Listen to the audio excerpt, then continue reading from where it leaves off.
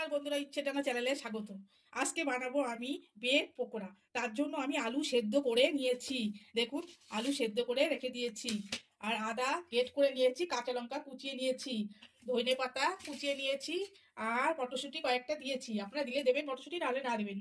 এতে পরিমাণ মতো সাদা তেল দিয়ে দিলাম, অল্প পরিমাণ দিয়ে দেবেন।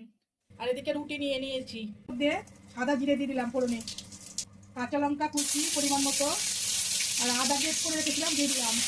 এখন নাড়াচাড়া করে এটা ভেজে দিচ্ছি। গুঁড়ো পরিমাণ মতো ধইনের গুঁড়ো দিয়ে দিচ্ছি, দিয়ে নাড়াচাড়া করে মশলাটা একটু ভালো করে দেবো। এখন আমি মটরশুঁটি দিয়ে দিচ্ছি, আলুটা আমি গ্রেট করে দিয়ে দিচ্ছি। এইভাবে গ্রেট করে আলুগুলো দিয়ে দেবেন।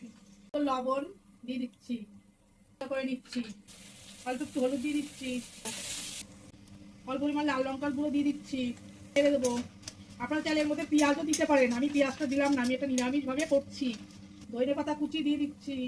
রেডি হয়ে গেছে, আমি এখন নামিয়ে নিচ্ছি। দুধটা এখন ঠান্ডা হতে দিতে হবে।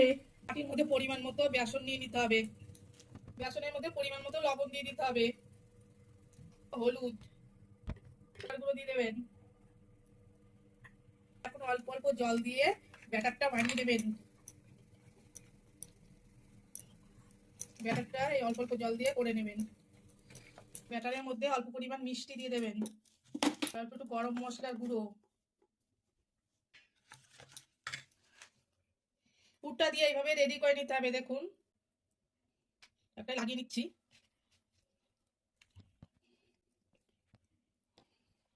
আর একটা উপর দিয়ে দিচ্ছি।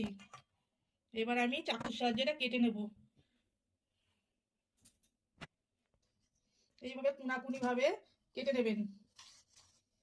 দেখুন, এই যে আমার দুটো একবারে রেডি হয়ে গেল। আমি সবগুলো বানিয়ে নিয়েছি।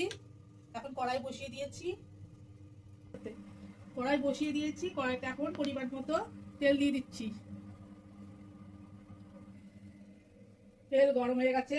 ব্রেড পকোড়াগুলো আমি ভেজে নেবো বেসনের মধ্যে। দেখুন, এভাবে চুবিয়ে তারপরে তেলের মধ্যে আস্তে করে ছেড়ে দিতে হবে।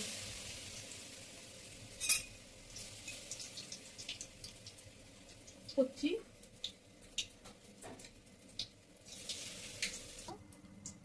গ্যাসটা একটু মিডিয়ামে রেখে তারপরে হালকা হাতে ভেজে নেবেন। এক পিঠ হয়ে গেছে, উল্টে দিলাম। আমার ভাজা হয়ে গেছে, আমি তুলে নিচ্ছি।